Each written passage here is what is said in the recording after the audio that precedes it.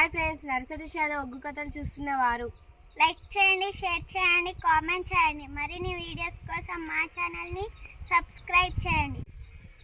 పక్కనే ఉన్న బెల్ ఐకాన్ని గట్టిగా కొట్టి మా డాడీ కథలు చూస్తున్న వారందరికీ ధన్యవాదాలు. Please subscribe my channel.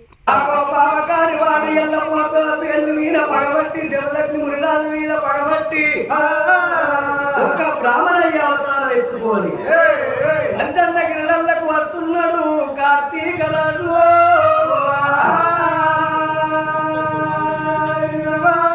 అమ్మవారు పార్వతీదేవి కార్తీక రాజు మాయవేషంతో వచ్చిందని ఆ తల్లికి తెలవదాయే. నా బిడ్డ రేణుక ఎల్లమ్మ నా అల్లుడు జవలక్ష్మి రాజు కళ్యాణం జరిగింది. వరుగులు మూడు అంట మరి నా యొక్క అల్లుడికి తల్లి లేదాయ తండ్రి లేదాయే. అడవిలోకి వెళ్ళి వచ్చి ఇప్పుడు ఆగినే ఆగో తెల్లవారితే నాగా వెళ్ళి జరిగేది ఉన్నదని రావణ వద్ద వస్తున్నది ఆ పార్వతము.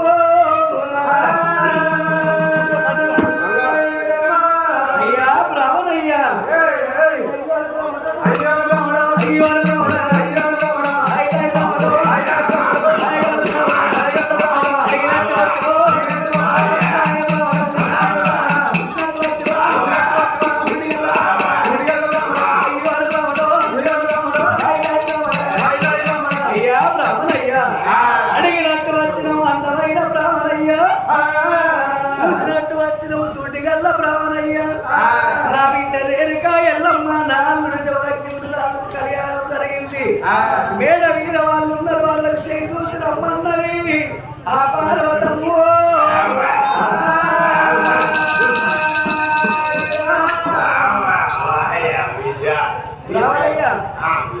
నా బిడ్డ రేణుక ఎల్లమ్మను నా అల్లుడు జవలక్ష్మి కళ్యాణం జరిగింది. వాళ్ళు మేడ మీద ఉన్నారు, అడుగులు చెప్పినాపోయ్యా. అరుగులు చూసి చెప్పిరాపో నా బిడ్డ రేణుక ఎల్లమ్మ నా అల్లుడు మునిరాలు వెళ్ళటోళ్లకు కార్తీక రాజు రేణుక ఎల్లమ్మ నేను వస్తుందే నీ గురించి కాదు. నిన్ను కంచాల తినడించరా మంచాల వండనిస్తారా సాధేశ్వర కాడ సిద్ధేశ్వర కాడ సాటుందా భర్తకు భార్యను వామడానికి వచ్చిన భార్యకు భర్తను వామడానికి నేను వచ్చిన పంచల్లగిరిళ్ళకెళ్ళి పార్వతమ్మ ఏమన్నది ఏకిన కాళ్ళు వేడికి బిడ్డ వేడికి వెళ్ళిపోయి సిద్ధులు నక్షత్రాలు చూసి లంక ఒక్కటైతే చేసిన తెల్లారి నాగే వెళ్ళి ఉన్నది. ఉన్న ముచ్చట చూసినమ్మా నేను చల్లకు అమ్మకారి వాడు దోసకారి వాడు మరి సూర్యుడికి సూర్యుడు కత్తులాట బ్రాహ్మణి వేషం మీద ఎల్లమ్మ ఉన్న మానవుడికి ఎట్లా పోతున్నాడు ఓ రామ రామ.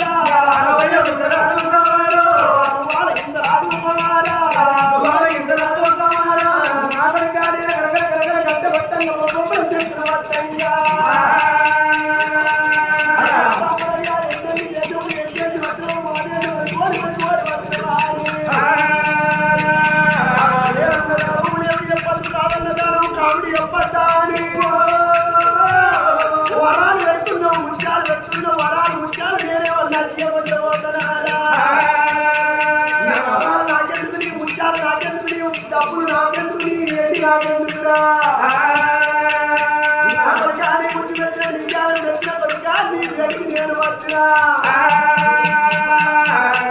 ఎవరనుకున్నావు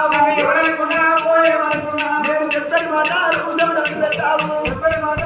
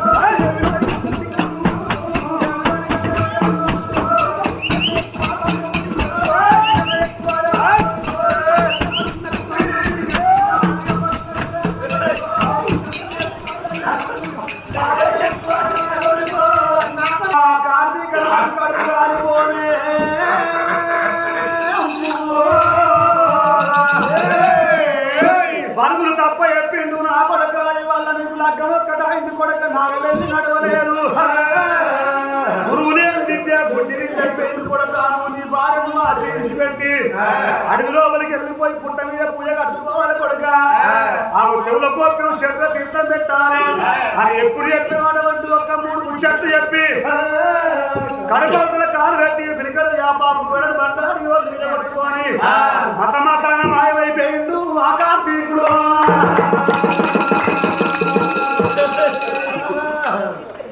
మతమతాన మాయమై ఎప్పుడు కార్తీక రావాయనో అప్పుడు అటువంటి ఒక జమదగ్ని ముని రాజు గుండెలకు వెళ్ళు అన్నది కార్యాలు తల్లు అన్నాయి నిజమే నిజమే నాకు తండ్రి ఎవరో తెలియని నాకు తల్లి ఎవరో తెలియని నాకు గురువు లేరు నాకు ఎవరు లేరు గురువు లేని విద్య గుడ్డి విద్య అయింది ఆగో బ్రాహ్మణయ్య చెప్పినట్టు ఇప్పుడే ఏ రంగాడికి వెళ్ళిపోతానా అని భార్య ఉన్న వేడిగా చెముని రాజు భార్య ఉన్న వేడిగా చెముని రాజు భార్య ఉన్న వేడిగా చెముని రాజు